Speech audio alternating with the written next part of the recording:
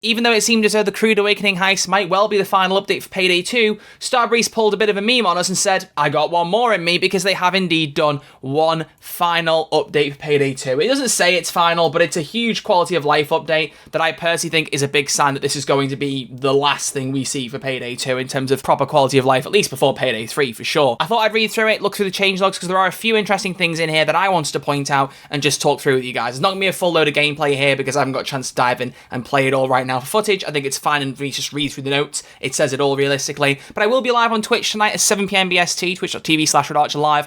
I'll play this update live then, so if you want to see things in practice there, then you can do so. So feel free to go and check out that stream by the time this video comes out, about 2 hours, so feel free to hang out then. Either way, let's read through and just see what's been changed with this update, because I think there's some really cool things to talk about, hence why I'm doing this video. First off, optimizing some heists with portals. I believe this is to stop the heist being as laggy and try and help performance improve, and that's for Hell's Island, Border Crossing, Bullock's Mansion, San Martin, and most importantly, the White House, one of the most badly optimized heists in the game. Basically some performance improvements across the board for those heists, which I'm sure everyone can agree is very much appreciated.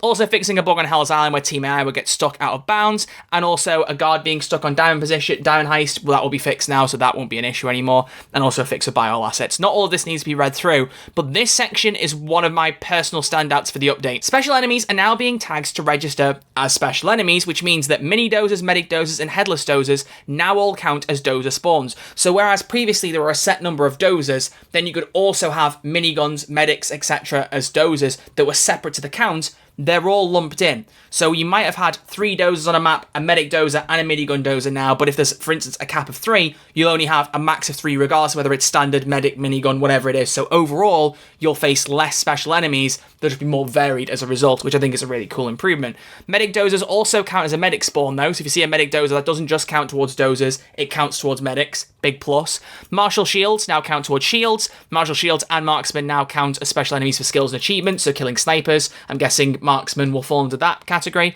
Fixing a bug with enemy accuracy being too accurate at times, so the enemies will not be as good at shooting you, question mark. And also adjusted the fire mode tables for enemy AI to function more towards its intended functionality. There was a bit more detail on this shared separately. I think the idea is that the enemies were hitting you sometimes when they shouldn't have been. They should have been designed to miss you and then were still hitting you anyway. So they basically tried to fix that problem. Apparently it's been an unintended bug for like 6 years or something. It's mad. So they've basically fixed that. So that's very cool. UI though, some things have changed here. Adjusted so that weapon skins at the same quality and bonus now stack. Good. Also, double the amounts, here we go, this is the big thing. Double the amounts of skill loadouts, as well as mask and weapon inventory slots, and profile loadouts. So you can have up to 30 different skill tree layouts, up to 30 different profiles, and now 20 pages for primary weapons, secondary weapons, and masks. Bit of quality of life, give you a bit more space, bit more freedom to mess around. I'm not saying everyone will use 20 pages of weapons, but it's better to have too many than not enough. So I think that's very, very much appreciated. You can also scroll through history of chat messages in lobby menus and in-game heists. Very cool.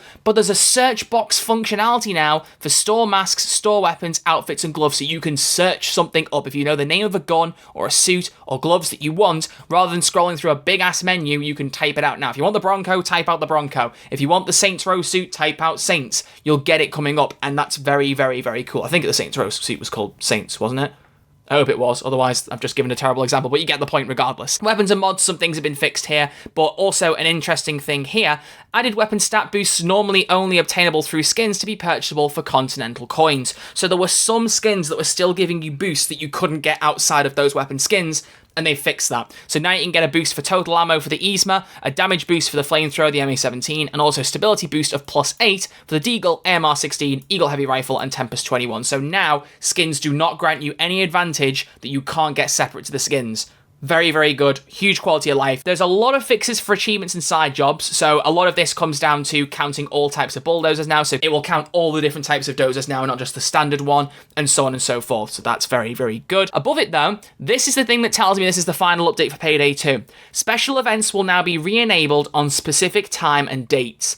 That says to me, we're entering the end of Payday 2's life cycle now. We're setting things up, so on certain anniversaries, we'll have events just ready to go that we don't have to work on. So it might mean there's an event at Halloween or at Christmas or whatever it may be, but they will trigger at their set times. So I'm guessing that means the Cash Blaster might come back for like April Fools or at least for anniversary updates going forward. cool. I still think the musket in particular should have stayed, but that's a whole other thing. And then finally, some other updates you can see here. I don't think there's anything else that's worth mentioning, more just crashes, that kind of thing. There was one thing I don't think I read out, which I know is in these patch notes. Yes, I went right past it, sorry. This one here, I did a toggle setting to show ammo in reserves instead of total magazine and reserve ammo. All that basically means is, when your ammo normally works in Payday 2, you have the ammo in your magazine and total ammo including the magazine. It's always been very strange. I don't know why they did that, and they've changed it for Payday 3. Now you can change it in Payday 2 if you want. If you're used to it in Payday 2, you don't have to fix it, but you can now change the setting so the number on the right shows you what's left in your ammo and not including the magazine, which is, you know, how every other shooter works. Never really understood why Payday 2 did it differently, but now you can change it back, which I also think is brilliant. Really, really like that. But that's everything in Update 240. Thank you all very much for watching. I thought I'd do a little update to talk you through it. And like I said, check me out on Twitch tonight at 7 PM BST, where I'll play the update live, and you can see a few of these things in practice. But regardless, I'll see you all very soon. We're almost there for Payday 3's launch, and I've only got 1, maybe 2 more videos to go before the game drops, so get excited. Cool stuff coming. I'll see you all very soon with some new videos. Look after yourselves, stay safe, and take it easy.